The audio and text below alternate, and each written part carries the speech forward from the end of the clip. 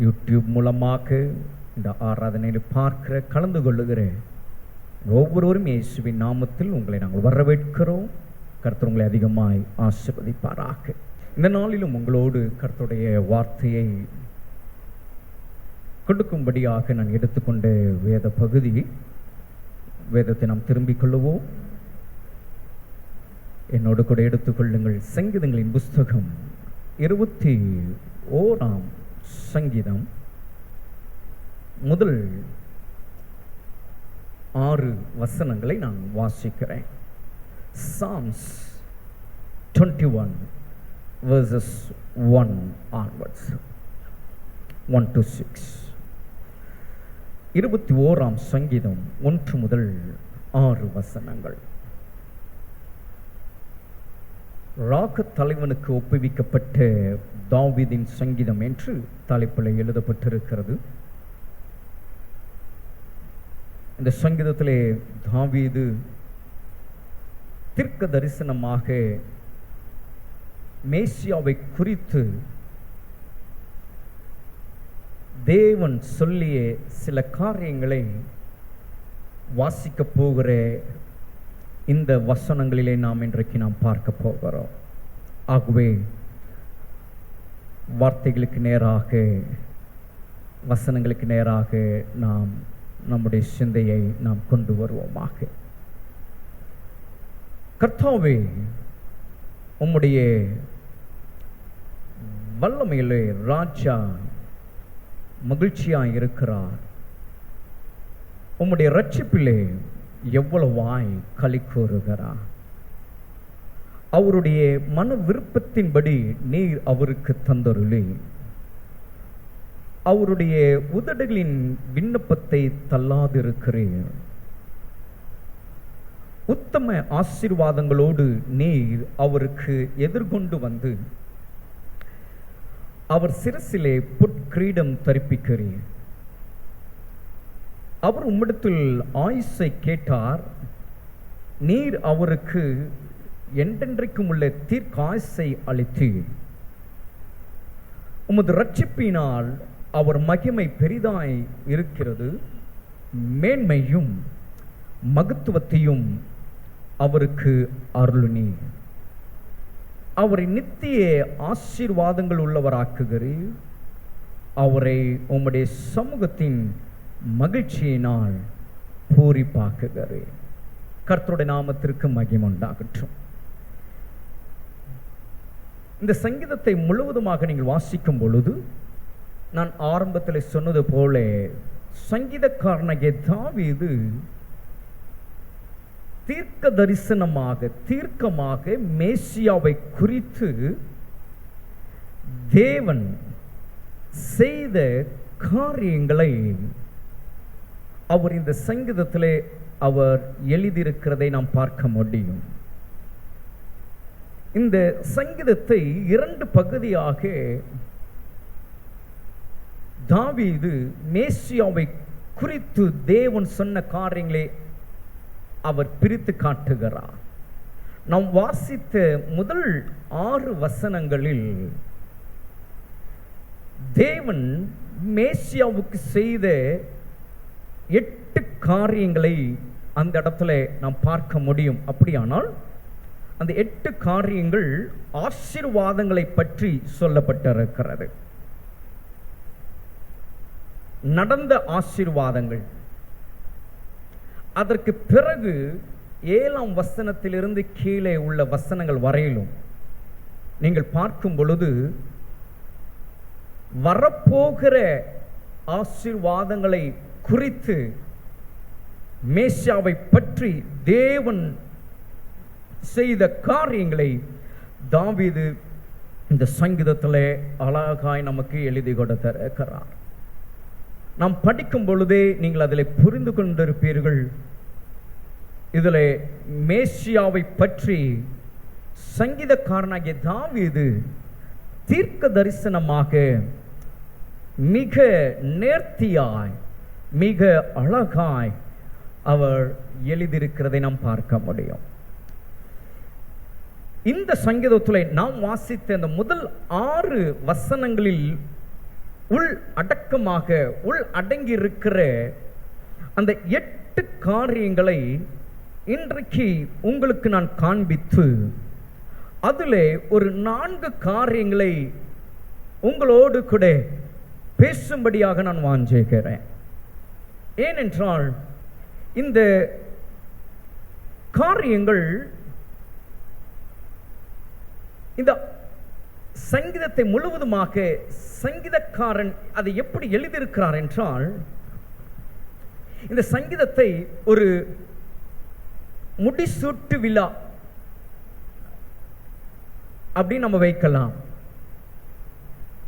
பல விழாக்கள் இந்த உலகத்திலே நடக்கிறதை நம்ம பார்க்கிறோம், வைக்கிறதை நம்ம பார்க்கிறோம்.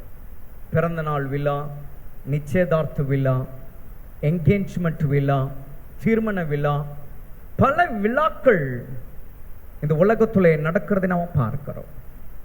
பொலிட்டிக்கல் ரீதியாக அந்த இடங்களிலும் பல விழாக்களை நடத்துவதை நாம் பார்க்கிறோம். சமூக ரீதியாக சோஷியல் ரீதியாக பார்க்கும்போதும் பல விழாக்கள் நடத்தப்படுகிறதை நாம் பார்க்கிறோம். அதே போல ஒரு முடிசூட்டு விழா என்றும் நாம் கேள்விப்பட்டிருக்கிறோம். சிலருக்கு முடிசூட்டுவார்கள், அவர்களுடைய தகுதிக்கு அவர்களுடைய நட்மதிப்புக்கு முடிசூட்டு விழா என்று ஒன்றை நடத்துகிறதை நம்ம பார்க்கிறோம், கேள்விப்பட்டிருக்கிறோம். அதுபோல இந்த இடத்துல மேசியாவை தேவனாகிய கர்த்தர் ஆசீர்வாதங்களினால் முடிசூட்டினதை சங்கீதக்காரனாகிய தாவீது தன்னுடைய அனுபவத்திலே தீர்க்க தரிசனமாக சொல்லப்பட்ட சங்கீதம், கொடுக்கப்பட்ட சங்கீதம் தான் இந்த 21ஆம் சங்கீதம். அப்படி நம்ம பார்க்கும்போது அந்த ஆசீர்வாதங்கள் இன்றைக்கு அவருடைய வார்த்தையை கேட்கும்படியாக நம்முடைய செவிகளை அவருக்கு நேராக திருப்பி இருக்கிற நம்மோடு அந்த ஆசீர்வாதங்களை நமக்கு கொடுக்கும்படியாக கர்த்தருடைய ஆவியானவர் அவர் பேசுகிறவராக இருக்கிறார். அன்றைக்கு மேசியாவை குறித்து, மேசியாவுக்கு தேவனாகிய கர்த்தர் அருளினதான அந்த ஆசீர்வாதங்களை பற்றி தாவீது சொன்ன அந்த காரியங்கள் இன்றைக்கு அத்தனை அந்த ஆசீர்வாதங்களும் இன்றைக்கு மேசியாவுடைய வருகைக்காக காத்திருக்கிற, அவர் எப்பொழுது வருவார் என்று எதிர்நோக்கி கொண்டிருக்கிற, மேசியா எப்பொழுது வருவார் என்று தங்களை ஆயத்தமாக்கிக் கொண்டிருக்கிற திருச்சபைக்கு, விசுவாச மக்களுக்கு, சீஷர்களுக்கு அவர் இந்த ஆசீர்வாதங்களை, மேசியாவுக்கு அருளப்பட்ட அந்த ஆசீர்வாதங்கள் இன்றைக்கு அவருடைய பிள்ளைகளாக்கி நமக்கு கொடுக்கும்படியாக கர்த்தருடைய ஆவியானவர் பேசுகிறார். ஆக வாசித்த இந்த வசனங்களுக்கு நேராக இப்பொழுது நம்முடைய தியானத்திற்கு நேராக நாம் கடந்து போக இருக்கிறோம். அப்ப அந்த 8 ஆசீர்வாதங்கள் மேசியாவுக்கு கர்த்தர் தந்த ஆசீர்வாதங்கள், அந்த 8ஐ நான் உங்களுக்கு அந்த 6 வசனங்களிலே நான் உங்களுக்கு காண்பித்து விடுகிறேன். அதற்கு பிறகு அதிலே உள்ள ஒரு 4 காரியங்கள் இந்த நாட்களிலே நமக்கு 8மே நமக்கு தேவைதான், 8க்கும் மேல நமக்கு ஆசீர்வாதங்கள் தேவைகள் அதிகமாக இருக்கு. ஆனாலும் இதுல ஒரு 4 காரியங்களை நம்மோடு கர்த்தருடைய ஆவியானவர் பேசும்படியாக இருக்கிறார். ஆகவே வாஞ்சியோடு அந்த ஆசீர்வாதங்கள் எனக்கென்று சொல்லி இந்த வார்த்தைகளுக்கு நேராக நம்முடைய செவியை நாம் கொண்டு வருவோம். கர்த்தருடைய ஆவியானவர் தொடர்ந்து இந்த செய்தியில் நம்மோடு இப்பொழுது பேசுவாராக. வாசித்த அந்த சங்கீதத்திலே 2ஆம் வசனத்தை நாம் பார்க்கும்போது அங்கே வேதம் சொல்லுகிறது, இப்படியாக நாம் வாசித்தோம், அவருடைய மன விருப்பத்தின்படி நீர் அவருக்கு தந்தருளி அவருடைய உதடுகளின் விண்ணப்பத்தை என்ன செய்கிறீர், தள்ளாதிருக்கிறீர் என்று இங்கே சங்கீதக்காரன் தீர்க்கமாக சொல்லுகிறான். மேசியாவை குறித்து தேவன் சொன்ன காரியங்கள். முதலாவது இந்த வசனத்துல 2 காரியங்கள் சொல்லப்படுகிறது. ஒன்று, அவருடைய மன விருப்பத்தின்படி அவருக்கு தருகிற காரியம்.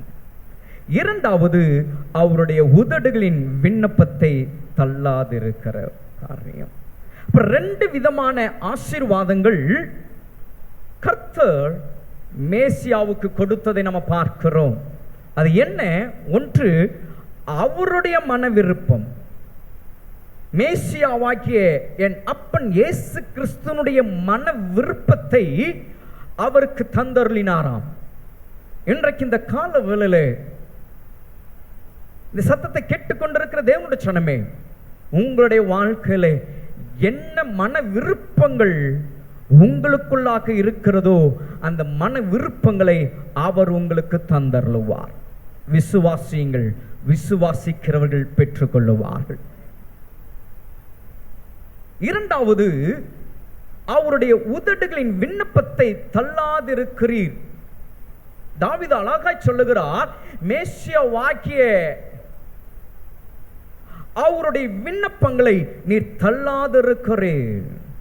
தேவனுடைய ஜனமே, அப்படியானால் இந்த சத்தத்தை கேட்டுக்கொண்டிருக்கிற உங்களுடைய வாழ்க்கையில எந்த விண்ணப்பங்களாக இருந்தாலும், உங்களுடைய உதடுகளின் விண்ணப்பங்கள் ஏதுவாக இருந்தாலும் அதை அவர் தள்ளுகிறவர் அல்ல. எத்தனை பேர் விசுவாசிக்கிறீங்க? ஹல்லேலூயா. அவர் தள்ளுகிறவர் அல்ல.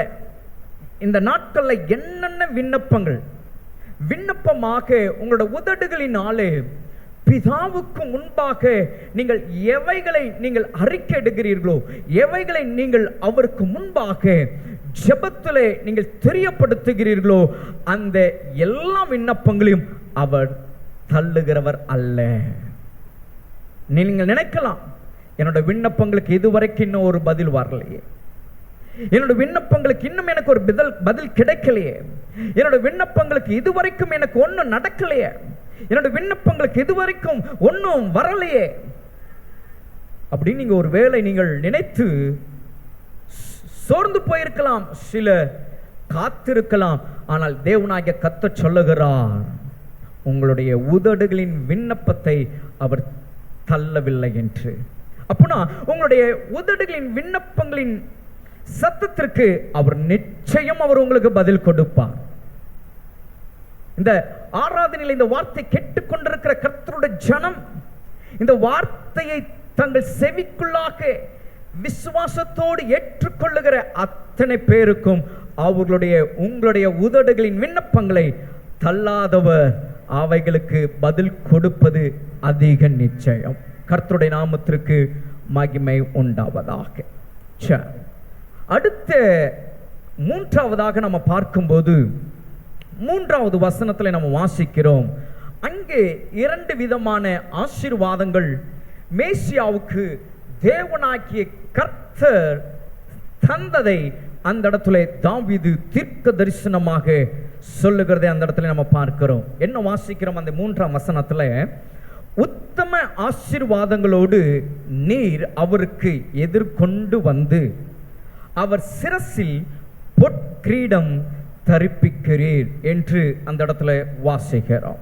இங்கேயும் 2 விதமான ஆசீர்வாதங்கள். ஒன்று உத்தம ஆசீர்வாதம், இரண்டாவது அவர் சிரசில் பொற்கிரீடம். ஆண்டவராகிய இயேசு கிறிஸ்துவுக்கு, மேசியாவுக்கு ஆண்டவர் செய்த அந்த காரியங்கள் ஆசீர்வாதம் என்று தாவீது இந்த இடத்துல வர்ணித்து நமக்கு காட்டுகிறார். 3வது ஒரு ஆசீர்வாதம் மேசியாவின் மேலே தேவனாகிய கர்த்தர் தந்தது என்னவாம்? உத்தம ஆசீர்வாதம். உத்தம ஆசீர்வாதம். கர்த்தருடைய நாமத்திற்கு மகிமை உண்டாவதாக. given blessings of goodness, உத்தம ஆசீர்வாதங்கள். இந்த நாட்களில் தேவனுடைய ஜனமே, உங்களுடைய வாழ்க்கையிலும் அப்படிப்பட்டதான உத்தம ஆசீர்வாதங்களை அவர் உங்களுக்கு வர்ஷிக்க பண்ண அவர் உண்மையுள்ளவராக இருக்கிறார். all the goodness, every goodness, எல்லா உத்தம, எல்லா நற்காரியங்கள், எல்லா நல்ல ஆசீர்வாதங்கள், எதெல்லாம் இந்த பூமியில கர்த்தர் நாம் அனுபவிக்க நல்ல ஆசீர்வாதங்களை மகிமையான ஆசீர்வாதங்களை, செழிப்பான ஆசீர்வாதங்களை கர்த்தர் வைத்திருக்கிறாரோ அதை எல்லாம் இந்த நாட்கள் அவர் உங்களுக்கு வர்ஷிக்க பண்ணுவார். விசுவாசியுங்கள். ஆம் என்று உங்களுடைய இருதயத்தில் நீங்கள் சொல்லும் பொழுது அது அப்படியே அது உங்களுக்கு ஆகுகிறதா இருக்கு. நான்காவது, அதே அந்த வசனத்தில் ஒரு ஆசீர்வாதத்தை அவர் சொல்லுகிறார். அவர் சிரசிலே பொற்கிரீடம். பொற்கிரீடம். கர்த்தருடைய நாமத்திற்கு மகிமை உண்டாவதாக. crowned with a crown of gold. கர்த்தருடைய நாமத்திற்கு மகிமை உண்டாகட்டும். மேசியாவுக்கு தேவனாகிய கர்த்தர் ஒரு பொற்கிரீடத்தை அவருடைய சிரசிலே தரிப்பித்தார். இன்றைக்கு சிங்காசனத்திலே ராஜாதி ராஜாவாய், மகிமையின் மன்னனாய், யூத ராஜ சிங்கமாய் அவர் பரலோகத்தில் சிங்காசனத்திலே ராஜ்யத்திலே அவர் வீற்றிருக்கிறார். அவருடைய சிரசிலே பொற்கிரீடம். இந்த நாட்களில் உங்களுடைய வாழ்க்கையிலும் யாரோ ஒருவருக்கு கர்த்தர் பேசுகிறார். உங்களுடைய வேலையிலே, உங்களுடைய வாழ்க்கையில ஒரு பொன்னான ஒரு மகிமையான ஒரு உயர்வு கர்த்தர் உங்களுக்கு கொண்டு வருகிறார். என் அப்பன் இயேசுவுக்கு ஒரு பொற்கிரீடம் சூட்டப்பட்டது போல, தரிப்பிக்கப்பட்டது போல இந்த நாட்களில் உங்களுடைய வாழ்க்கையில, உங்களுடைய ஜீவியத்தில், அது வேலையிடமாக இருக்கலாம், சமுதாயத்திலே இருக்கலாம், எங்கோ ஒரு இடத்துல கர்த்தர் உங்களை மேன்மையாய் உயர்த்துகிறதை நீங்கள் பார்க்க போறீங்க. என் அப்பன் இயேசுவுக்கு ஒரு பொற்கிரீடம் தரிப்பிக்கப்பட்டது போல என் தேவனாகிய கர்த்தர் உங்கள் சிரசிலே அந்த ஒரு மகிமையான, அந்த உயர்வான அந்த நிலையை கர்த்தர் உங்களுக்கு இந்த நாட்கள் அவர் கொடுக்கிறவராக இருக்கிறார். அது வார்த்தைகளினாலும் கூட வரலாம், அது ஒருவேளை பொருளாக இருக்கலாம், ஒருவேளை அது உங்களோட பொசிஷனாக இருக்கலாம், அது ஒருவேளை உங்களுடைய இன்கம் வருமானமாக இருக்கலாம். ஏதோ ஒன்றிலே அவர் உங்களை உயர்த்துகிறதை நீங்கள் பார்க்க போறீங்க. இவ்வளவு நாட்கள் நீங்கள் காத்திருக்கலாம், இன்னும் எனக்கு உயர்வு வரலையே, என் உழைப்பிற்கு ஏற்ற உத்தியோகம் இல்லையே, எனக்கு ஏற்ற இன்னும் எனக்கு வருமானம் கிடைக்கலையே, இன்னும் எனக்கு ஒரு எதிர்காலம் அமையலையே, இன்னும் எனக்கு ஒரு இந்த காரியம் எனக்கு நடக்கலையே என்று நீங்கள் ஒருவேளை நீங்கள் சிந்தித்து யோசித்து கொண்டிருக்கலாம். ஒருவேளை உங்கள் கணவருக்காக, ஒருவேளை உங்கள் மனைவிக்காக, ஒருவேளை உங்கள் பிள்ளைகளுக்காக ஏதோ ஒன்று இந்த நாட்களில் நம்முடைய தேவனாகிய கர்த்தர் உங்களை அவர் உயர்த்துகிறவராக இருக்கிறார். என் அப்பன் இயேசுவுக்கு அந்த பொற்கிரீடத்தின் மூலமாக ஒரு கனத்தை கொடுத்தது போல இந்த நாட்களில் உங்களை உங்கள் இடத்துல, உங்கள் ஸ்தலத்தில் அவர் உங்களை கனப்படுத்த போகிறார். அதற்கு அடுத்தபடியாக ஐந்தாவதாக நாம் பார்க்கும்போது அந்த இடத்துல நம்ம வாசிக்கிறோம் பாருங்க, 4ஆம் வசனத்தில் அங்க நம்ம இப்படியாக நம்ம வாசிக்கிறோம். உமது ரட்சிப்பினால் அவர் மகிமை பெரிதாயிருக்கிறது, மேன்மையும் மகத்துவத்தையும் அவருக்கு அருளினீர் என்று அந்த இடத்துல நாம் வாசிக்கிறோம். அதற்கு முன்னதாக 4வது வசனத்தை நான் வாசிக்க மறந்துட்டேன். 4வது வசனத்தில் இப்படியாக நாம் வாசிக்கிறோம்.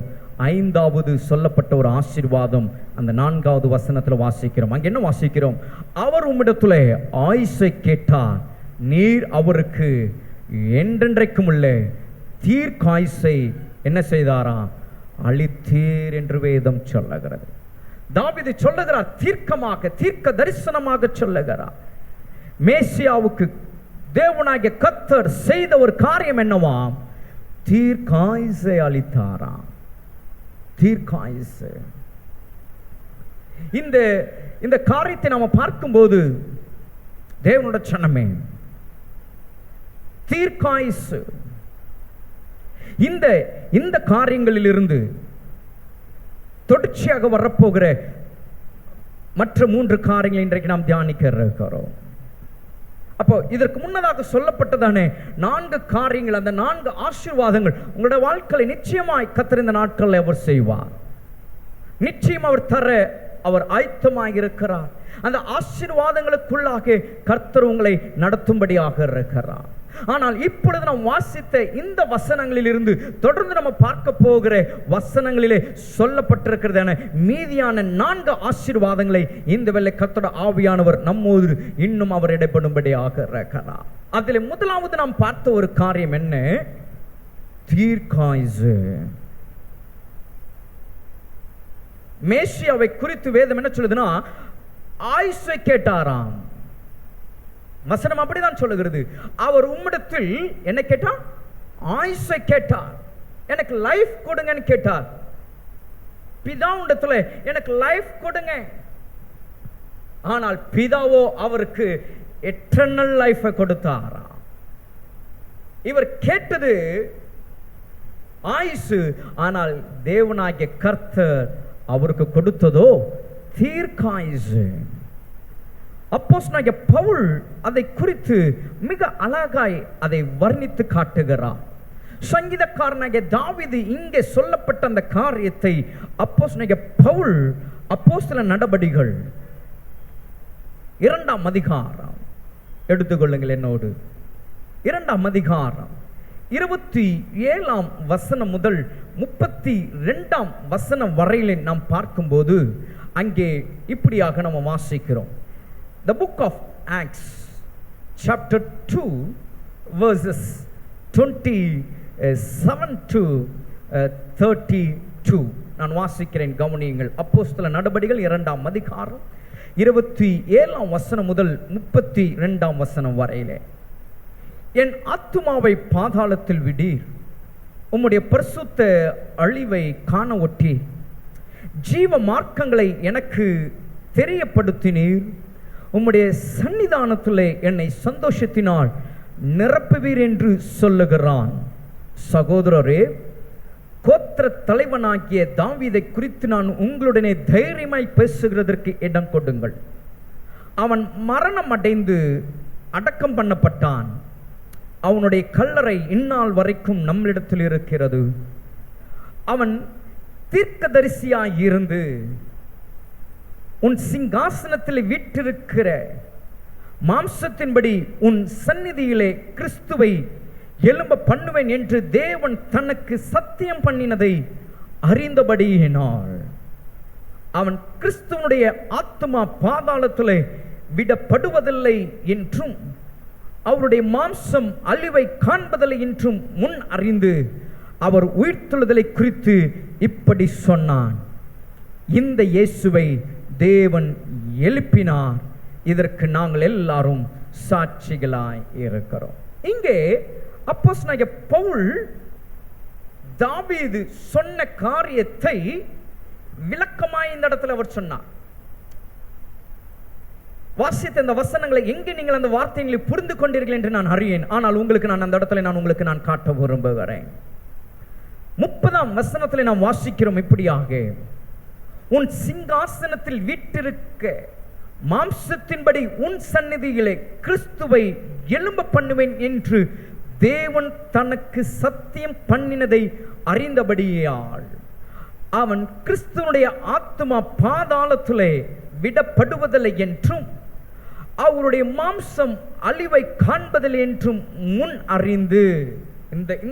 இந்த வார்த்தைகளுக்குள்ளாக எங்கே பவுல் எதை எண்ணி எதை நினைத்து இங்கே பவுல் அதை விளக்குகிறார் என்றால், நாம் வாசித்த அந்த 21ஆம் சங்கீதத்தினுடைய அந்த 4ஆம் வசனத்திலே மேசியாவை குறித்து தேவன் செய்த அந்த ஆசீர்வாதமான காரியத்தை தாவீது சொன்னதை பவுல் இந்த இடத்துல விளக்கி காட்டுகிறார்.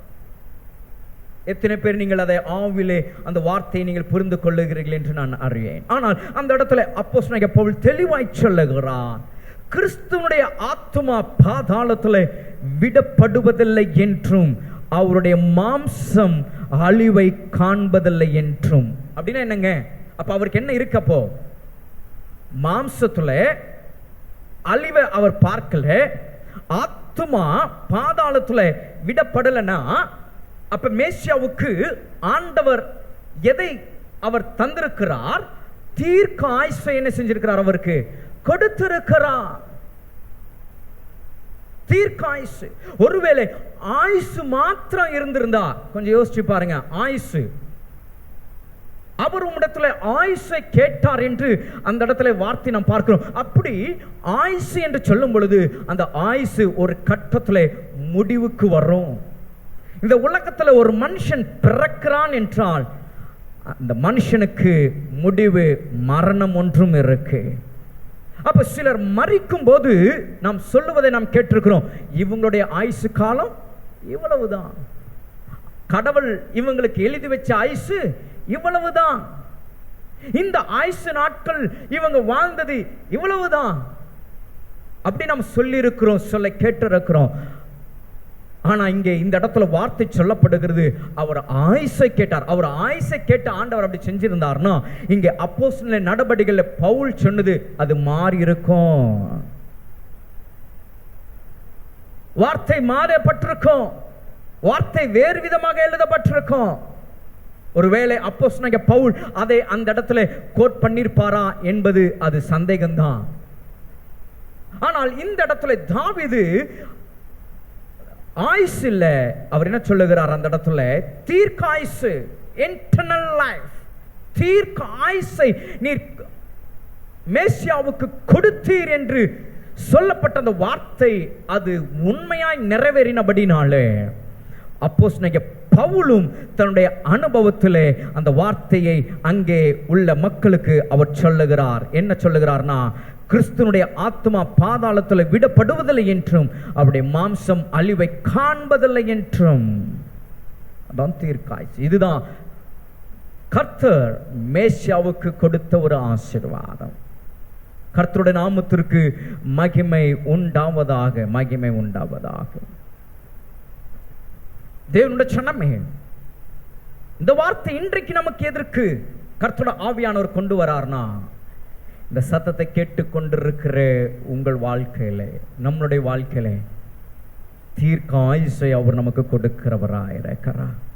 ஒருவேளை எதை குறித்தாவது உங்களுக்கு பயம் இருக்கலாம், ஒருவேளை எந்த நிலையாவது கண்டு நீங்கள் பயத்தோடு இருக்கலாம். உங்களுடைய வாழ்க்கையை கண்டு, உங்களுடைய வேலையை நினைத்து, உங்களுடைய குடும்ப சூழ்நிலையை கருதி ஒருவேளை உங்களுடைய முடிவு பல விதங்களிலே பல கோணங்களிலே குழப்பத்திற்குள்ளாக இருக்கலாம். ஆனால் என் தேவனாகிய கர்த்தர் சொல்லுகிறார், உனக்கு தீர்க்க ஆயுசை நான் உனக்கு கொடுக்கிறேன். சிலர் வியாதியினாலே, இந்த வியாதியிலே நான் மரித்து விடுவேனோ, இன்னும் என்னுடைய பிள்ளைகளுக்கு நான் செய்ய வேண்டிய காரியம் இருக்கு, நான் மரித்து விடுவேனோ என்ற ஒரு பயம், ஒரு அச்சம் உங்களுக்குள்ளாக இருக்கலாம். ஆனால் ஆண்டவர் சொல்லுகிறார், இல்லை, உனக்கு நான் தீர்க்க ஆயுசை நான் உனக்கு கொடுக்கிறேன். இன்னும் நான் செய்ய வேண்டிய காரியங்கள் இன்னும் அநேகம் உண்டு. ஆனால் அதற்கு முன்னதாக நான் மரித்து விடுவேனோ என்று ஒருவேளை உங்களுக்குள்ளாக நடக்கிற காரியங்கள் உங்களை அந்த நிலைக்கு உங்களை தள்ளப்படலாம். ஆனால் என் தேவனாகிய கர்த்தர் சொல்லுகிறார், இல்லை, உனக்கு நான் தீர்க்க ஆயுசை நான் உனக்கு கொடுக்கிறேன். தீர்க்க ஆயுசை நான் உனக்கு கொடுக்கிறேன். கர்த்தரோட நாமத்திற்கு மகிமை உண்டாகட்டும். தேவனுடைய சனமே, ஆயுசு அல்ல, கர்த்தர் உங்களுக்கு தீர்க்க ஆயுசை கர்த்தர் உங்களுக்கு வைத்திருக்கிறார். இந்த சத்தத்தை கேட்டுக்கொண்டிருக்கிற தேவனுடைய சனமே, இந்த தீர்க்க ஆயுசு அது கொஞ்ச நாட்களோடு அது முடிந்து போகிற ஒன்று அல்ல. அது நித்திய நித்திய நித்தியமாய் தேவனோடு என் அப்பன் இயேசு கிறிஸ்துவோடு கூட இருக்கும்படியான அந்த தீர்க்க ஆயுசை கர்த்தர் உங்களுக்கு வைத்திருக்கிறார். அதற்காகவே கர்த்தர் உங்களை அழைத்து, அதற்காகவே கர்த்தர் உங்களை தெரிந்தெடுத்து, அதற்காகவே கர்த்தர் இந்த நாட்களில் அவர் உங்களை நடத்தி கொண்டிருக்கிறார். ஹல்லேலூயா! எத்தனை பேர் விசுவாசிக்கிறீங்க? அவரோடு கூட இருக்கும்படியாக, அவரோடு கூட சஞ்சரிக்கும்படியாக, அவரோடு கூட தீர்க்க ஆயுசை அவர் உங்களுக்கு கொடுக்கிறவராக இருக்கிறார். இந்த பூமியில வாழுகிற காலங்கள் நமக்கு எத்தனை நாட்கள் என்று நமக்கு தெரியாது இருக்கலாம். ஆனால் ஒன்றை அறிந்து கொள்ளுங்க, நம்முடைய தேவனாகிய கர்த்தர் அவரை விசுவாசிக்கிற அவருடைய ஜனத்திற்கு அவர் தீர்க்காயுசை அவர் கொடுக்கிறார். அந்த தீர்க்காயுசுக்குள்ளாக அவரோடு கூட இருக்கும்படியாக அவர் உங்களை நடத்துகிறவராக இருக்கிறார். ஏனென்றால் அவர் மரணத்தை ஜெயித்தார், பாதாளத்தை வென்றார். அவர் இன்றைக்கு சிங்காசனத்தில் அவர் என்றென்றைக்கும் உள்ள பிதாவுடைய வலது பாசத்தில் தீர்க்காய்ச்சி உள்ளவராய் இன்றைக்கு இந்த ஆராதனையில் நடுவிலே அவர் மகிமையாய் அவர் வெற்றி சிறந்திருக்கிறார். எத்தனை பேர் விசுவாசிக்கிறீங்க? அந்த ஆண்டவருடைய அந்த ஆசீர்வாதங்கள் இன்றைக்கு இந்த சத்தத்தை கேட்டுக்கொண்டிருக்கிற உங்கள் வாழ்க்கையில அந்த தீர்க்காயுசை அவர் உங்களுக்கு வைத்திருக்கிறார். அந்த தீர்க்காயுசுக்குள்ளாக கர்த்தர் உங்களை நடத்துவார். ஆமென், ஹல்லேலூயா. கர்த்தருடைய நாமத்திற்கு மகிமை உண்டாவதாக, மகிமை உண்டாவதாக. அடுத்தபடியாக நாம் பார்க்கிற ஒரு ஆசீர்வாதம் அந்த 21ஆம் சங்கீதத்திலே நாம் பார்க்கிறோம். அந்த 5ஆம் வசனத்திலே நாம் வாசிக்கும் போது இப்படியாக அந்த இடத்துல நம்ம வாசிக்கிறோம். என்ன வாசிக்கிறோம்? உமது இரட்சிப்பினால் அவர் மகிமை பெரிதாயிருக்கிறது, மேன்மையும் மகத்துவத்தையும் அவருக்கு அருளினீர்.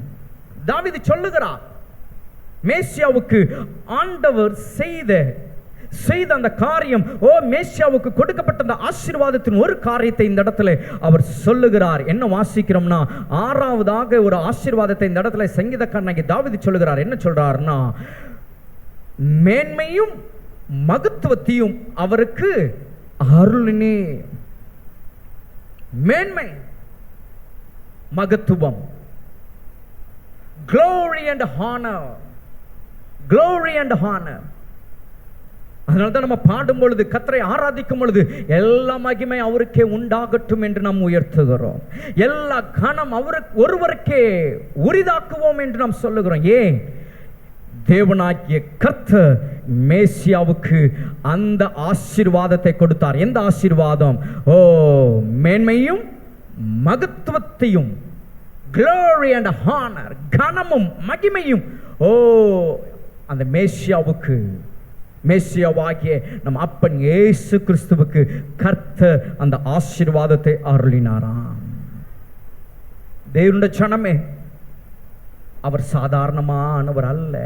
நீங்களும் நானும் ஆராதிக்கிற நம் அப்பன் இயேசு அவர் ஏதோ ஒருவர் அல்ல. அவர் மேன்மையும் மகத்துவத்தையும் அணிந்திருக்கிறார். அவருக்கு பிதா கொடுத்திருக்கிறார் அந்த கனத்தை. அதுதான் நம்ம ஆராதனை வேளையிலே அவரை நாம் உயர்த்துகிறோம். எல்லா கனம், எல்லா மகிமை, எல்லா புகழ், எல்லா துதி அந்த வல்லமை உடையவருக்கே என்று சொல்லி நாம் அவரை ஆராதிக்க காரணம் என்னன்னா, பிதாவே மேசியாவை அப்படியாய் ஆசீர்வதித்திருக்கிறார். இப்ப நம்முடைய வாழ்க்கையில நாம் அப்பன் இயேசு கிறிஸ்துவை எந்த அளவாய் நாம் அவரை கனப்படுத்தி அவருக்குரிய அந்த கனத்தை நாம் அவருக்கு கொடுத்து கொண்டிருக்கிறோம். அவருக்கே உரிய அந்த மேன்மை, அவருக்கே உரிய அந்த மகத்துவத்தை இந்த நாட்களில் நாம் அவருக்கு தருகிறோமா என்று நாம் சிந்தித்து பார்ப்போம். ஆனால் இந்த இடத்துல கர்த்தருடைய ஆவியானவர் சபையோடு அவர் பேசிக்கொண்டிருக்கிறது என்னன்னா, அவருக்கு மேன்மையும் மகத்துவத்தையும் அவருக்கு அருளினாராம்.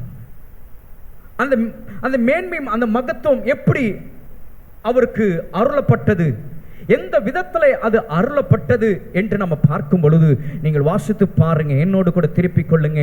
எபிரேயருக்கு எழுதின நிருபம் 2ஆம் அதிகாரம் 7ஆம் வசனம் முதல் 18ஆம் வசனம் வரையில நீங்கள் அங்கே வாசிக்கும் பொழுது அங்கே நிருபர் இப்படியாக எழுதுகிறார். அந்த நிருபர் இப்படியாக தன்னோட அனுபவத்தில் எழுதுகிறார். என்ன எழுதுகிறார்? Hebrews chapter 2 verses 7 to 18. நமக்கு அதிக நேரம் இல்லை, ஆனால் அதில் சொல்லப்பட்ட சில காரியங்களை மாத்திரம் நான் உங்களுக்கு எடுத்து காட்ட நான் விரும்புகிறேன். ஆனால் நீங்கள் வீட்டிலே இந்த வசனங்களை நீங்கள் போய் வாசித்து பாருங்க. 7ஆம் வசனம் முதல் 18ஆம் வசனம் வரையிலே நீங்கள் அதில் நீங்கள் வாசித்து பாருங்க. அங்கே வேதம் தெளிவாய் சொல்லுகிறது. அதில் 1-2 காரியங்களை நான் உங்களுக்கு எடுத்து காட்டுகிறேன். பிதா தேவனாகிய கர்த்தர் மேசியாவை எப்படி மேன்மையும் மகத்துவத்தையும் கொடுத்து அந்த ஆசீர்வாதத்தை நம்ம இந்த இடத்துல நம்ம பார்க்கிறோம். 7ஆம் வசனத்துல என்ன வாசிக்கிறோம் பாருங்க. அவனை தேவ தூதரிலும் சற்று சிறியவனாக்கினீர், மகிமையினாலும் கனத்தினாலும் அவனுக்கு முடிசூட்டி உம்முடைய கரத்தின் கிரியைகளின் மேல் அவனை அதிகாரியாக வைத்து சகலத்தையும் அவனுடைய பாதங்களுக்கு கீழ்ப்படுத்தினீர் என்று சொன்னான். சகலத்தையும் அவனுக்கு கீழ்ப்படுத்தினார் என்கிற விஷயத்தில் அவர் அவனுக்கு கீழ்ப்படுத்தாத பொருள் ஒன்றுமில்லை. அப்படி இருந்தும் இன்னும் அவனுக்கு சகலமும் கீழ்ப்பட்டிருக்க காணோம். என்றாலும் தேவனுடைய கிருபையினாலே ஒவ்வொருவருக்காகவும் மரணத்தை ருசி பார்க்கும்படி தேவ தூதரிலும் சற்று சிறியவராக்கப்பட்டிருந்த இயேசு மரணத்தை உத்தரித்தது நிமித்தம் மகிமையினாலும் கனத்தினாலும் முடிசூட்டப்பட்டதை காண்கிறோம். கர்த்தருடைய நாமத்திற்கு மகிமை உண்டாகட்டும். ஆனால் நீங்கள் 18 வசனங்களை நீங்கள் வீட்டில் வாசித்து பாருங்க. அங்கே அவருக்கு கொடுக்கப்பட்ட கனம், மகத்துவம், மேன்மை இன்னும் சொல்லப்படுகிறது.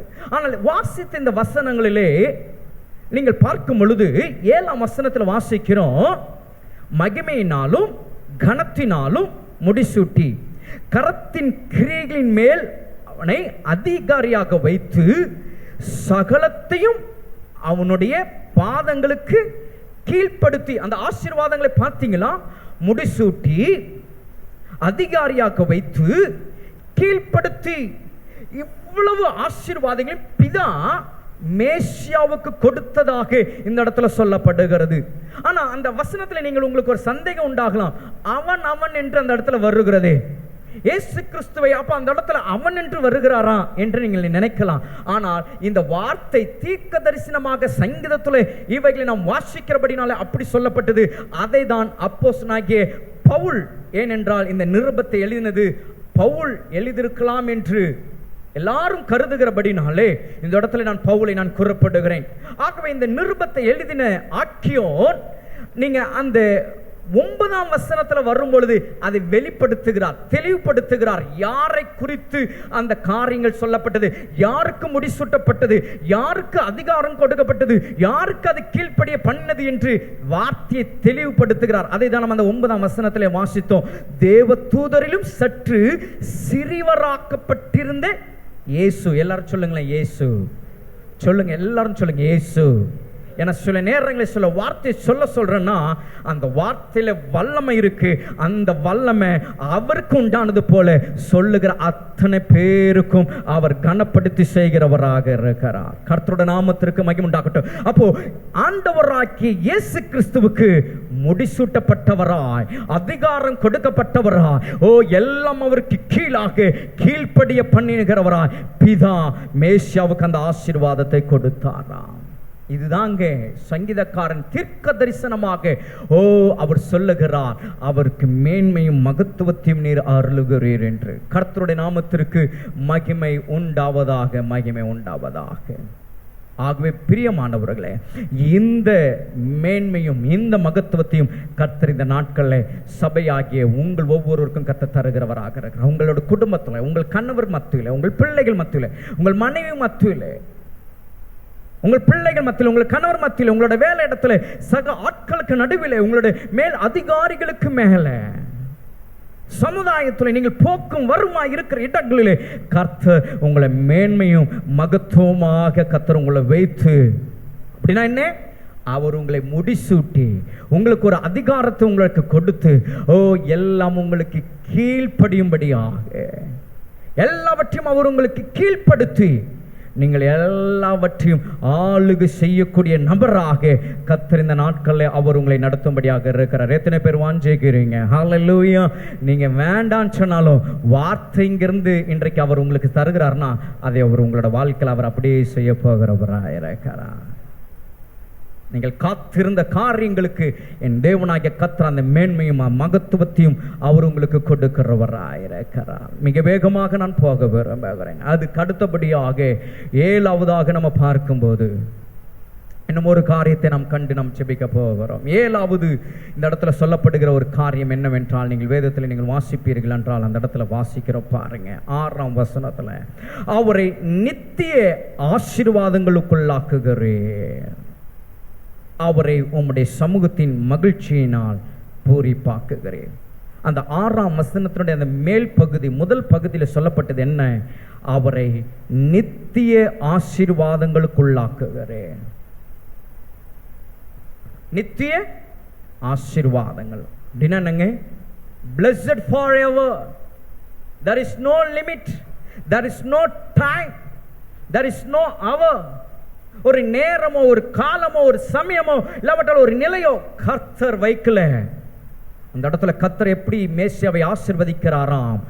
நித்திய ஆசீர்வாதங்கள், நித்திய ஆசீர்வாதங்கள். blessings forever, forever, forever. நித்திய நித்திய நித்திய காலமாய் அந்த ஆசீர்வாதங்கள் அது அவருக்கு கொடுக்கப்பட்டிருக்கு. அந்த ஆசீர்வாதங்களுக்குள்ளாக மேசியா இருக்கிறார். விசுவாசிக்கிறீங்களா? அவர் நித்திய ஆசீர்வாதங்களுக்குரியவர் என்று. அதனாலதான் நம்ம அவரை நோக்கி கூப்பிடுகிறோம். அந்த வேதத்திலே நாம் வாசிக்கிறோம், என் நாமத்தினாலே நீங்கள் எவைகளை கேட்பீர்களோ அவைகளை நீங்கள் பெற்றுக்கொள்ளுவீர்கள். எல்லாம் நமக்கு சொல்லப்பட்டிருக்க காரணம் என்ன? அவர் நித்திய ஆசீர்வாதங்களை அவர் தன் வாழ்க்கையில் அவர் வைத்திருக்கிறார். யார் யாருக்கு, எவர் எவருக்கு தம்மை நோக்கி அண்டி கூப்பிடுகிற யாவருக்கும் அவர் தம்முடைய ஆசீர்வாதங்களை தம்முடைய ஜனத்திற்கு அவர் கொடுக்கிறவராக இருக்கிறார். நீங்கள் வேதத்தில் நீங்கள் வாசித்து பார்ப்பீர்கள் என்றால் அதை குறித்து வேதம் அநேக காரியங்களை அப்போஸ்தலனாகிய பவுல் சொல்லி இருக்கிறார். ஆனால் நான் உங்களுக்கு ரெஃபரன்ஸ் மாத்திரம் நான் உங்களுக்கு கொடுத்துறேன். அது ஒரே ஒரு வசனத்தை மாத்திரம் நம்ம வாசிப்போம். எபேசியருக்கு எழுதின நிருபம் 1ஆம் அதிகாரம் 21 முதல் 23 வசனங்கள் வரைக்கும் நீங்க வாசித்து பார்ப்பீங்கன்னா அங்கே வேதம் அப்படியாக சொல்லப்படுகிறது. எபேசியர் 1ஆம் அதிகாரம் 21 முதல் 23 வீட்டில் போய் நீங்கள் வாசித்து பாருங்கள். இரண்டாவது பிலிப்பியர் 2ஆம் அதிகாரம் 9ஆம் வசனம் முதல் 11ஆம் வசனம் வரையிலே நீங்கள் வாசித்து பார்க்கும் பொழுது அங்கே வேதம் இப்படியாக சொல்லுகிறது. அங்கே நாம் இப்படியாக நாம் வாசிக்கிறோம். அது என்னன்னு பாருங்க. அது மாத்திரம் அந்த இடத்துல நான் உள்ளதை நாம் வாசிக்கலாம். Philippians chapter 2 verses 9 to 11 என்னவா? ஆதலால் தேவன் எல்லாவற்றையும் மேலாக அவரை உயர்த்தி இயேசுவின் நாமத்தில் வானோர் பூதலத்தோர் பூமியின் கீழானோருடைய முழங்கள் யாவும் முடங்கும்படிக்கு பிதாவாகிய தேவனுக்கு மகிமையாக இயேசு கிறிஸ்து கர்த்தர் என்று நாவுகள் யாவும் அறிக்கை பண்ணும்படிக்கு எல்லா நாமத்திற்கு மேலான நாமத்தை அவருக்கு என்ன செஞ்சாராம்? தந்தருளினார். வேதம் தெளிவாய் சொல்லுகிறது. அந்த நித்திய ஆசீர்வாதம் எப்படின்னு இந்த இடத்துல அப்போஸ்தலனாகிய பவுல் அழகாய் விளக்கி சொல்லுகிறார். இயேசுவின் நாமத்திலே வானோர் அப்படின்னா வானத்துல பூதலத்துல பூமியின் கீழே யாவருடைய முழங்காலும் அவருக்கு முன்பாக என்ன செய்யணுமா? முடங்கும்படி. அது மாத்திரமல்ல, இயேசு கிறிஸ்து கர்த்தர் என்று நாவுகள் யாவும் அறிக்கை பண்ணும்படி. அந்த ஆசீர்வாதங்கள் பார்த்தீங்களா? மேசியாவுக்கு கர்த்தர் கொடுத்தது. எல்லாரும் இயேசு கிறிஸ்துவை அறிக்கை செய்ய வேண்டும். அதனால தான் நம்ம ஜெபிக்கும் போது, ஜெபத்தை முடிக்கும் போது எப்படி சொல்லி முடிக்கணும்னு சொல்றாங்க? இயேசுவின் நாமத்தில். இயேசுவின் நாமத்தில் சொல்லி முடிக்காத ஜெபங்கள் கேட்கப்படாது. கடந்த நாட்கள்ல ஒருவர் ஜெபித்தார், ரொம்ப நேரம் ஜெபித்தார். அவர் ஜெபிங்கிற ஒரு விண்ணப்பத்தை கொடுத்த பிறகு அவர் ரொம்ப நேரம் ஜெபம் பண்ணாரு. ஒரு 20 மினிட்ஸ் கிட்ட நல்லா ஜெபம் பண்ணாரு. நல்ல ஆவில நிறைஞ்சி நல்ல ஸ்தோத்திரம் பண்ணி நல்ல ஊக்கமா ஜெபம் பண்ணாரு. 20 நிமிஷம் ஜெபம் பண்ணாரு.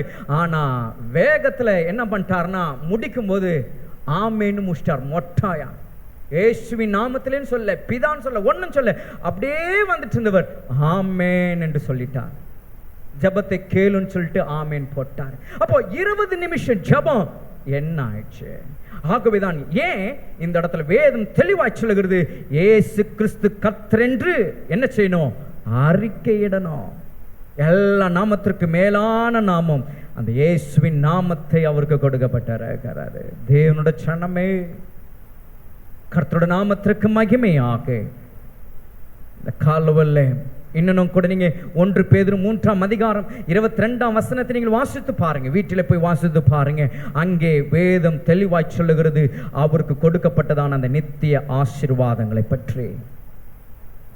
சத்தத்தை கேட்டுக்கொண்டிருக்கிற தேவனுடைய ஜனமே, நம்முடைய ராஜாவுக்கு அந்த ஆசீர்வாதங்கள் கொடுக்கப்பட்டதுன்னா, ராஜாவுடைய பிள்ளைகளாக இருக்கிற உங்கள் குமாரோட குமார்த்திகளாகிய உங்களுக்கு அவர் அந்த ஆசீர்வாதங்களை அவர் உங்களுக்கு கொடுக்கிறவராயிருக்கிறார். அப்படின்னா என்ன? வேலையிடமா இருந்தாலும் சரி, ஒருவேளை வீட்டிலேயா இருந்தாலும் சரி, எங்கே ஒரு இடத்துல ஆனாலும் சரி, உங்களுடைய பெயர் அந்த இடத்துல பேசும்படியாக. ஒருவேளை வேலையிடமா இருக்கட்டுமே, ஏதோ ஒரு காரியம் நடக்கணும், சொல்லுவாங்க, அவங்க கிட்ட போங்க. உங்களுடைய பெயரை சொல்லி அவங்க கிட்ட போங்க. என்கிட்ட வந்ததுக்கு பதில் அவங்க கிட்ட போங்க. இந்த காரியம் நடக்கணுமா, அவங்கள்ட்ட போங்க. இந்த காரியம் நடக்கணுமா, அவங்கள்ட்ட போங்க. இந்த காரியம் உங்களுக்கு முடியணுமா, அவங்கள்ட்ட போங்க. இந்த காரியத்தை நீங்க கேட்கணுமா, அவங்கள்ட்ட கேளுங்க. உங்களுடைய பெயர் சொல்லும்படியாக. இதுவரையிலும் உங்களுடைய பெயர் மற்றவர்கள் சொல்லாதபடிக்கு ஒரு நாள் இதுவரைக்கும் நீங்கள் போயிருக்கலாம். மற்றவர்களுக்கு நீங்க அற்பமாக இருந்திருக்கலாம். மற்றவர்களுக்கு நீங்கள் ஒரு காரணமில்லாத சாதாரணமான மக்களாக இருக்கலாம். ஆனால் இந்த நாட்களில் கர்த்தர் ஒரு நித்திய ஒரு ஆசீர்வாதத்தை அவர் உங்களுக்கு கொடுக்கிறார். அந்த நித்திய ஆசீர்வாதம் என்னன்னா, உங்களோட பெயர் சொல்லும்படியாக. அங்கே என் அப்பன் இயேசு கிறிஸ்துவின் பெயர் சொல்லும்படி பிதா அந்த ஆசீர்வாதத்தை மேசியாவுக்கு கொடுத்தது போல இன்றைக்கு இந்த சத்தத்தை கேட்கிற உங்களுடைய வாழ்க்கையில இந்த ஆசீர்வாதத்தை அவர் கொடுக்கிறார். இனி வருகிற நாட்களில் அதை நீங்கள் பார்ப்பீங்க. உங்களுடைய பெயர் அநேக இடங்களில் பேசப்படுவதை நீங்கள் பார்ப்பீங்க. அநேக இடங்களில் சொல்லப்படுவதை நீங்கள் பார்ப்பீங்க. அநேக இடங்களில் கூப்பிடப்படுகிறதை நீங்கள் பார்ப்பீங்க. உங்களுடைய பெயர் அநேக இடங்களில் எழுதப்படுகிறதை நீங்கள் பார்ப்பீங்க. அது நிமித்தம் கர்த்தர் மகிமைப்படுகிறவராயிருக்கிறார். ஹல்லேலூயா.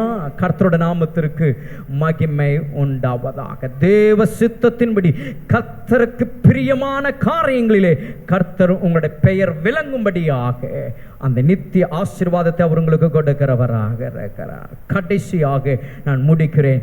8வது ஒரு ஆசீர்வாதம் மேசியாவுக்கு கர்த்தர் செய்தது என்ன அப்படின்னு பார்த்தீங்கன்னா, அதே அந்த 6ஆம் வசனத்துடைய 2வது பகுதியிலே தாவீது சொல்லுகிறார், அவரை உம்முடைய சமூகத்தின் மகிழ்ச்சியினால் என்ன செய்கிறீர், பூரிப்பாக்குகிறீர்.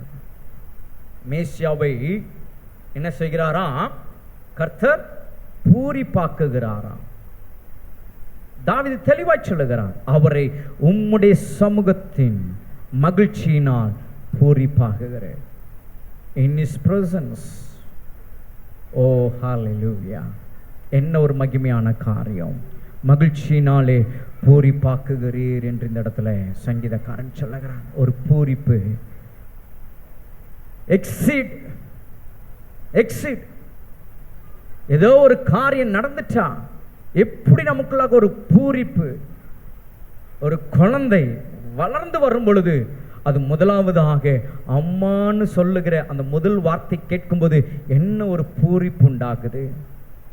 10th எக்ஸாம்ல அந்த ரிசல்ட் வரும் பொழுது அந்த பிள்ளைகள் எதிர்பார்த்த மார்க்குக்கு மேலாக ஒரு பெர்சன்டேஜ் அதிகமாக வரும் பொழுது அந்த பிள்ளைக்குள்ளாக உண்டாகிற அந்த ஒரு பூரிப்பு. 10 மாதம் கர்ப்பத்தை தன் வயிற்றிலே சுமந்து கொண்டு அந்த குறித்த காலத்தில் அந்த கர்ப்பத்திலிருந்து பிள்ளை வெளிப்படும் போது உண்டாகிற அந்த பூரிப்பு, அதற்கு வார்த்தையே இல்லை, சொல்ல முடியாது. அப்படிப்பட்டதான ஒரு பூரிப்பு இங்க வேதம் சொல்கிறது. அவருடைய சமூகத்துல கர்த்தர் அவருக்கு கொடுத்தாராம். மேசியாவுக்கு அவர் கொடுத்தாராம். அவரை உம்முடைய சமூகத்தின் மகிழ்ச்சியினால் பூரிப்பாக்குகிறேன். எப்படி அது எதன் மூலமா நடக்குது? அந்த பூரிப்பு அவருக்கு எப்படி உண்டாகுது? அவருடைய ஜனமாக்கிய நாம் செய்ய வேண்டிய ஒரு காரியத்தை செய்ய வைக்கும் போது அவருக்கு அங்க பூரிப்பு உண்டாகுதான். அது எபிரேயர்ல 12ஆம் அதிகாரத்துல முதல் 2 வசனங்களை நீங்கள் வாசித்து பார்க்கும் பொழுது அங்கே அப்போஸ்தலனாகிய பவுல் அந்த நிருபத்தை எழுதின ஆட்சியோன் தெளிவாய் சொல்லுகிறார். அந்த இடத்துல அது நம்ம எல்லாருக்கும் தெரிந்த ஒரு வசனம் தான். அந்த வசனத்தை நாம் வாசித்து நாம் செபிக்க போகிறோம். ஆகியால் மேகம் போன்ற இத்தனை திரளான சாட்சிகள் நம்மை சூழ்ந்து கொண்டிருக்க, பாரமான யாவற்றையும் நம்மை சுற்றி நெருங்கி நிற்கிற பாவத்தை தள்ளிவிட்டு விசுவாசத்தை துவங்குகிறவரும் முடிக்கிறவருமாக்கிய இயேசுவை நோக்கி. இந்த இடத்துல பார்த்தீங்களா, யாரை நோக்கி? இயேசு. அப்போ இயேசுவை நோக்கி அப்படின்னு சொல்லும் போதே யாரதான்? அவரை, மேசியாவை குறிக்குது. அப்ப எந்த சூழ்நிலை நாம் இருந்தாலும் அவரை நோக்கி பார்க்கும்படியான ஒரு இடத்திற்கு ஆண்டவர் மேசியாவை வைத்திருக்கிறார். அப்ப அவரை யாரெல்லாம் நோக்கி பார்க்கிறாங்களோ அப்பொழுதெல்லாம் அவருக்கு என்ன உண்டாகுது? பூரிப்பு. அந்த இடத்துல வாசிக்கிறோம், நமக்கு நியமித்திருக்கிற ஓட்டத்தில் பொறுமையோட ஓட கடவோம், ஏன்னா அவர் தமக்கு முன் வைத்திருந்த சந்தோஷத்தின் பொருட்டு அவமானத்தை எண்ணாமல் சிலுவையை சகித்து தேவனுடைய சிங்காசனத்தின் வலது பார்சத்தில் என்ன செய்கிறார்? வீற்றிருக்கிறார். வேதம் தெளிவாய் சொல்லுகிறது, தேவனுடைய சிங்காசனத்தினுடைய வலது பார்சத்தில் அவர் என்ன செஞ்சிருக்கிறாரு? வீற்றிருக்கிறார். இந்த ஒரு இடத்தை பிதா குமாரனாகிய கிறிஸ்துவுக்கு கொடுத்தபடினாலே அந்த மேசியாவுக்கு கொடுக்கப்பட்ட அந்த ஆசீர்வாதத்தை தாவீது மிக அழகாய் சொல்லுகிறார். அவரை உம்முடைய சமூகத்தின் மகிழ்ச்சியை நான் பூரிப்பாக்குகிறேன். அப்ப அவருக்கு பூரிப்புண்டாக ஒரு காரியம் நடந்தது. என்ன? பிதாவுனுடைய வலது பார்சத்துல வீற்றிருக்கும்படியான ஒரு ஸ்லாக்கியம் மேசியாவுக்கு கிடைத்தது என்று நம்ம பார்க்கிறோம். இந்த சத்தத்தை கேட்டுக்கொண்டிருக்கிற உங்கள் என் வாழ்க்கையில இதே ஒரு அனுபவத்தை கர்த்தர் கொடுக்கும்படியாக இருக்கிறார்.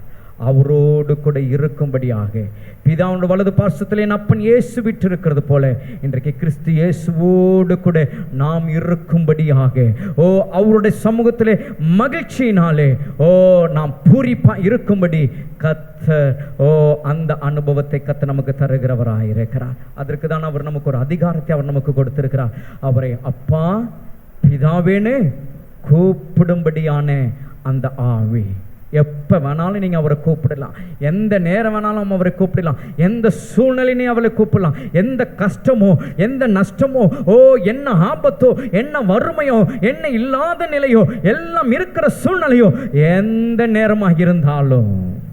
ஆகவே நம்ம ஒரு பாட்டை பாடுகிறோம், எந்த காலத்திலும் எந்த நேரத்திலும் நன்றியால். அப்போ நன்றிக்கு மாத்திரம் நம்ம எந்த காலம் எந்த நேரம் இல்லை, அவரோடு கூட இருக்க எப்போ நம்ம அவரை கூப்பிட அவர் நமக்கு அந்த அதிகாரத்தை கொடுத்திருக்கிறார். அப்ப நம்ம அவரோடு கூட இருக்கும்படி அவருடைய சமூகத்தில் மகிழ்ச்சியாக இருக்கும்படியான அந்த பூரிப்பின் நாட்களை கர்த்தர் நமக்கு தந்திருக்கிறார். இந்த நாட்கள் நீங்கள் துக்கத்தோடு இருக்கிறீங்களா, சஞ்சலத்தோடு கூட இருக்கிறீங்களா, வருத்தத்தோடு கூட இருக்கிறீங்களா, பாரத்தோடு கூட இருக்கிறீங்களா, கலக்கத்தோடு கூட இருக்கிறீங்களா, எந்த சூழ்நிலை இருந்தாலும் சரி இந்த நாட்களில் அவருடைய சமூகத்தின் மகிமையினால் நீங்கள் பூரிப்பாக இருக்கும்படி என் தேவனாகிய கர்த்தர் உங்களை இந்த வேளையிலே அவர் ஆசீர்வதிக்கும்படியாக இருக்கிறார். விசுவாசிக்கிறீங்களா? ஹல்லேலூயா. அப்ப 4 விதமான ஆசீர்வாதங்களை இந்த நாட்கள் நீங்கள் பார்க்க போறீங்க. 1 தீர்க்காயுசு, 2வது மேன்மையும் மகத்துவமும், 3வது நித்திய ஆசீர்வாதம், 4வது அவருடைய சமூகத்தின் மகிழ்ச்சியின் பூரிப்பு. இதை கர்த்தர் தந்து உங்களுக்கு நடத்தும்படியாக இருக்கிறார். இந்த ஆசீர்வாதங்களை பெற்றவர்களாய் ஒரு புதிய மாதத்தை நாம் காண கர்த்தருடைய ஆவியானவர் உங்களுக்கு உதவி செய்வாராக. விசுவாசத்தோடு இந்த நாட்கள் இந்த ஆசீர்வாதத்தை பெற்று கடந்து போக இருக்கிற இடத்துல நாம் எழுந்து நிற்போம். கண்களை மூடி கர்த்தரை நோக்கி ஒரு நிமிடம் அவரை பார்த்து அவரிடத்துல கேட்க போகிறோம். மேசியாவுக்கு, எங்கள் அப்பன் இயேசுவுக்கு நீங்க இந்த ஆசீர்வாதங்கள் 8 ஆசீர்வாதங்கள் நீர் அவருக்கு கொடுத்து அதை தாவீது தீர்க்க தரிசனமாக சொன்னார். இன்றைக்கு இந்த வார்த்தை நாங்கள் கேட்டிருக்கிறோம். எங்களுடைய வாழ்க்கையில இந்த ஆசீர்வாதங்களை இந்த நாட்களில் தருவேன் என்று நீங்க பேசியிருக்கிறீங்க. இந்த ஆசீர்வாதங்களை நீர் எங்களுக்கு கொடும் என்று சொல்லி இந்த நேரத்தில் ஆண்டோட சமூகத்தில் உங்கள் இருதயத்தில் நீங்கள் அவரிட நோக்கி கேட்பீர்களானால் இந்த 4 ஆசீர்வாதங்கள் அவர் உங்களுக்கு கொடுக்க அவர் உண்மையுள்ளவராக இருக்கிறார். அதற்கு மேலே உள்ள 4 ஆசீர்வாதங்கள் அது உங்களுக்கு தானாய் வரும். உங்களுடைய மன விருப்பத்தை கர்த்தர் நிறைவேற்றுவார். உங்களுடைய உதடுகளின் விண்ணப்பத்தை அவர் உங்களுக்கு தந்து அவர் உங்களை நடத்துவார். அவர் உங்களுக்கு அந்த பொற்கிரீடத்தை அவர் உங்களுக்கு சூட்டுவார். எல்லாம் உங்களுக்கு தானே நடக்கும். ஆனால் இன்றைக்கு கர்த்தருடைய ஆவியானவர் உங்களோடு கூட பேசின இந்த 4 ஆசீர்வாதங்கள் விசேஷமாக இந்த நேரத்தில் அவர் உங்களுக்கு கொடுக்கிறார். தீர்க்காயுசை அவர் உங்களுக்கு கொடுக்கிறார். தீர்க்காயுசை அவர் உங்களுக்கு கொடுக்கிறார். தீர்க்காயுசை அவர் உங்களுக்கு கொடுக்கிறார். நித்திய ஆசீர்வாதங்களை அவர் உங்களுக்கு கொடுக்கிறார். மேன்மை மகத்துவத்தையும் அவர் உங்களுக்கு கொடுக்கிறார். ஹல்லேலூயா. ஒரு பூரிப்பான ஒரு அனுபவம் உங்களுடைய வாழ்க்கையை நீங்கள் காணும்படி கர்த்தர் செய்கிறவராக இருக்கிறார். இந்த அனுபவங்கள் இந்த நாட்களில் தேவச்சனமே கர்த்தரிடத்திலிருந்து பெற்றுக்கொள்ளுங்க. கர்த்தர் மேசியாவுக்கு இதை கொடுத்தார். இன்றைக்கு உங்களுக்கு கொடுக்கும்படி பரிசுத்த ஆவியானவர் மூலமாக அவர் பேசியிருக்கிறார். இந்த நேரத்தில் கேட்கிற யாவரும் பெற்றுக்கொள்ளுவாங்க. விசுவாசம் உள்ளவர்களாய் விசுவாசத்தோடு இந்த வார்த்தைகளை ஏற்றுக்கொண்டவர்கள் அத்தனை பேரும் இந்த ஆசீர்வாதங்கள் கர்த்தரிடத்திலிருந்து பெறுவது அது நிச்சயம். அது நிச்சயம். அதுல சந்தேகம் இல்லை. விசுவாசிக்கிறவங்க பெற்றுக்கொள்ளுகிறவர்கள், பெற்றுக்கொள்ள வாஞ்சி உள்ளவங்க கரங்களை தட்டி நம்முடைய தேவனாகிய கர்த்தரிடத்தில் இருந்து இந்த மகிமையான இந்த 4 ஆசீர்வாதங்களையும் அவரிடத்திலிருந்து பெற்றுக்கொள்ளுங்க. கர்த்தர் உங்களை ஆசீர்வதிப்பாராக. ஹல்லேலூயா, ஹல்லேலூயா, ஹல்லேலூயா, ஹல்லேலூயா, ஹல்லேலூயா, ஹல்லேலூயா. இந்த வார்த்தைகளினாலே உங்கள் ஒவ்வொருவரையும் கர்த்தர் ஆசீர்வதித்து அவர் தொடர்ந்து உங்களை வழி நடத்துவாராக. ஆகவே எதிர்பாருங்கள், கர்த்தர் உங்களுடைய வாழ்க்கையிலே செய்ய போகிற காரியங்கள், அந்த ஆசீர்வாதங்களை பெற்று அனுபவிங்கள். கர்த்தர் உங்களோடு கூட இருந்து கர்த்தர் தொடர்ந்து உங்களை வழி நடத்துவாராக. இந்த நாள் ஆராதனையில் கடந்து வந்து கர்த்தரோட நாமத்தை மகிமைப்படுத்தி கர்த்தரோட வார்த்தை கேட்டு உங்களை ஒவ்வொருவரையும் கர்த்தர் ஆசீர்வதிப்பாராக. சமாதானத்தோடு நீங்கள் திரும்பி போகும்படி கர்த்தரோட சமூகம் உங்களோடு கூட இருந்து கர்த்தர் உங்களை வழி நடத்துவாராக. அவருடைய பிரசன்ன மத்தியில் இருந்து அவர் நம்மளுடைய மத்தியில் தம்முடைய மகிமையை அனுப்பி அவருடைய ஆளுகைக்குள்ளாக இந்த ஆராதனை முழுவதுமாய் கர்த்தர் பொறுப்படுத்தினபடினால் நம்ம எல்லாம் நம்முடைய கரங்களை தட்டி இன்னும் ஒரு விசை அவருக்கு எல்லா கன மகிமை உண்டாக அவரை மகிமைப்படுத்துவோமாக. பரலோக பிதாவே, இந்த ஆசீர்வாதமான இந்த மகிமையான இந்த ஆராதனைக்காக நாங்கள் நன்றி செலுத்துகிறோம். உம்முடைய சமூகத்தில் உம்முடைய நாமத்தை மகிமைப்படுத்தின இந்த ஆராதனையில் உம்முடைய நாமம் மகிமைப்பட்டதற்காக, உம்முடைய வார்த்தை நீர் தந்ததற்காக ஸ்தோத்திரம். எங்கள் தேவனாகிய கர்த்தர் அன்றைக்கு மேசியாவுக்கு, எங்கள் அப்பன் இயேசுவுக்கு நீர் அருளின ஆசீர்வாதங்கள் இன்றைக்கு நேர் உம்முடைய பிள்ளைகளுக்கு இந்த வார்த்தைகளை கேட்ட ஒவ்வொருவருக்கும் அந்த ஆசீர்வாதங்களை கர்த்தர் நீர் தருகிறவராக இருக்கிறபடியால் நாங்களுமே ஸ்தோத்திரிக்கிறோம். இந்த ஆசீர்வாதங்களை இந்த நாட்கள் நம்முடைய பிள்ளைகள் காணட்டும், பார்க்கட்டும், அனுபவிக்கட்டும். தொடர்ந்து நம்முடைய ராஜ்யத்திற்கு நீர் ஆயத்தமாக்குவீராக. எல்லாவற்றும் உடைய கரத்தில் நாங்கள் தாழ்த்துகிறோம். இரட்சகர் இயேசுவின் நாமத்தில் பரிசுத்த ஆராதனை ஏறெடுக்கிறோம் நல்ல பிதாவே, ஆமென். நம்முடைய பிதாவாகிய தேவனுடைய அன்பும் கர்த்தராகிய இயேசு கிறிஸ்துவினுடைய கிருபையும் பரிசுத்த ஆவியானவருடைய அன்யோன்யமும் சமாதானமும் வழி நடத்துதலும் என்றும் என்றும் சதா காலம் நாம் அனைவரோடு கூட என்றும் தங்கியிருப்பதாக. ஆமென்.